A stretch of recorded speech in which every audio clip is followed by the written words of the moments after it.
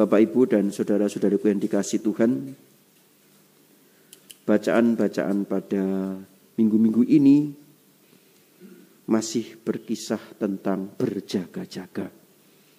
Dan besok kita sudah memasuki tahun lingkaran liturgi yang baru dan mengawalinya dengan masa Advent. Berjaga-jaga ini selalu menjadi ungkapan di saat-saat akan memasuki masa Advent. Ya, berjaga-jaga, temanya selalu itu. Ya memang, kalau kita bicara soal berjaga-jaga, maka memang kita berjaga-jaga untuk pertama-tama menantikan kedatangan Tuhan.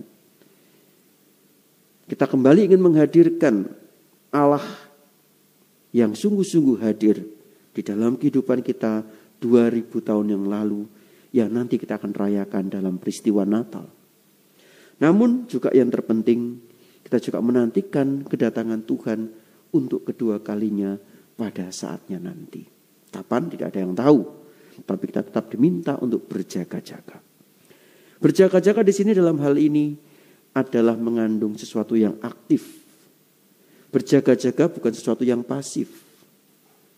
Berjaga-jaga itu bukan berarti hanya kita duduk diam di rumah.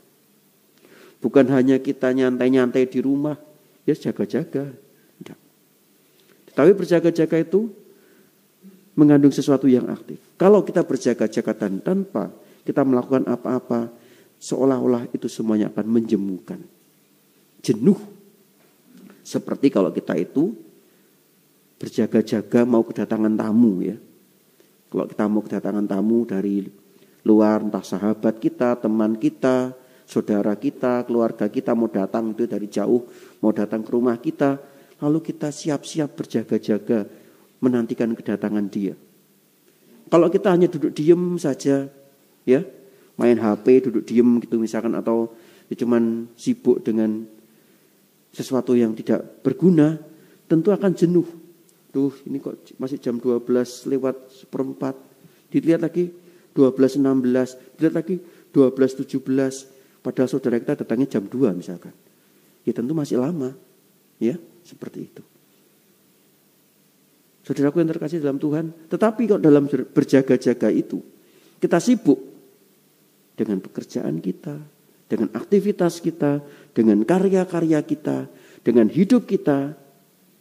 Tentu berjaga-jaga itu tidak terasa. Ya, tiba-tiba, oh ini saudaraku sudah datang. Oh temanku sudah datang. Oh sahabatku udah datang. Oh keluargaku udah datang dan sebagainya. Dan seolah-olah kita nggak berjaga-jaga. Ya, artinya seolah-olah kita tidak menanti lama untuk hal itu. Saudaraku yang terkasih dalam Tuhan. Maka kita diminta untuk senantiasa dalam berjaga-jaga itu pertama-tama tetap melakukan apa yang menjadi tugas, karya, profesi, dan kegiatan kita masing-masing. Tetaplah bekerja. Tetaplah berkarya. Tetaplah tekun di dalam menghadapi kehidupan Anda. Itu yang pertama-tama. Yang kedua, dalam menantikan kedatangan Tuhan, kita diminta untuk selalu tidak jatuh dalam dosa. Tidak jatuh dalam kemabukan dan pesta pora, dikatakan dalam bacaan Injil yang kita dengar pada hari ini. Jangan sampai hatimu syarat dengan pesta pora dan kemabukan, serta kepentingan-kepentingan duniawi. Artinya kita diminta untuk tetap hidup dalam kesucian, kekudusan, hidup dalam jalan Tuhan. Kalau zaman dulu, zaman Yesus, zaman para rasul, segala sesuatu sifatnya untuk mempertahankan iman melalui aniaya. Orang dikejar-kejar, bahkan dibunuh. Kalau zaman sekarang, jarang ada aniaya. Tetapi godaan-godaan kenikmatan duniawi itu yang seringkali mengganggu manusia. Jabatan,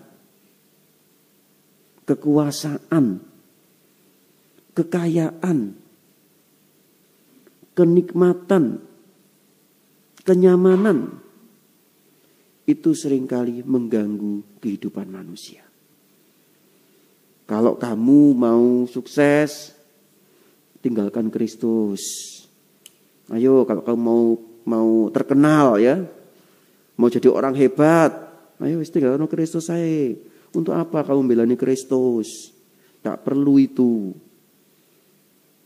Nah, kadang-kadang seperti itu, ya. Tak perlu, ini enggak Tuhan Yesus untuk apa? Lalu akhirnya orang meninggalkan Kristus, ikut yang lain, karena yang lain tuh kelihatannya wah glamor, wah hebat ya, banyak duitnya. Kalau kamu mau kaya, tinggalkan Kristus. Ya. Pengen kaya dengan waktu yang cepat, ya cari dukun, ya kan? Salah satunya seperti itu, cari pesugihan. Artinya menduakan Tuhan. Ini ya. Kenikmatan-kenikmatan duniawi yang kadang menggoda. Lalu yang ketiga adalah kita dalam berjaga-jaga di dalam menantikan kedatangan Tuhan itu diminta untuk selalu berdoa. Dikatakan juga dalam bacaan ini ya. Sebab ia akan menimpa semua penduduk bumi ini. Berjaga-jagalah senantiasa sambil berdoa. Agar kalian mendapatkan kekuatan untuk luput dari semua yang akan terjadi itu. Dan agar kalian tahan berdiri di hadapan anak manusia. Tekun berdoa. Selain bekerja, berusaha, tetaplah berdoa. Artinya, tetaplah mengandalkan Tuhan di dalam kehidupan kita. Meskipun mungkin sulit, meskipun mungkin berat, meskipun banyak godaan, banyak cobaan, banyak penderitaan, tetaplah tekun di dalam iman kita. Memang tidak mudah Bapak Ibu. Tidak mudah. Tetapi ketika kita bertekun dalam iman kita, dalam pengharapan kita, percayalah kita akan selalu diberikan kekuatan oleh Tuhan. Dan disitulah saat-saat yang penting bagi diri kita. Karena disitulah Tuhan pasti akan membimbing dan membantu kita. Oleh karena itu saudara terkasih dalam Tuhan, mari kita senantiasa mohon rahmat Allah ke dalam hidup kita. Kita senantiasa selalu berjaga-jaga. Selalu siap sedia menanti kedatangan Tuhan. Baik nanti dalam peristiwa Natal yang kita rayakan bersama dengan seluruh umat. Dan juga kelak ketika Tuhan datang kedua kalinya. Kita akan siap ketika kita sungguh-sungguh setia dan selalu berjaga-jaga. Dan selain itu, dengan kita selalu setia kepada Tuhan, kita akan menjadi membawa rahmat Tuhan bagi semua orang. Dan juga tentunya membawa berkat bagi banyak orang. Berkat Tuhan menyertai kita sekalian.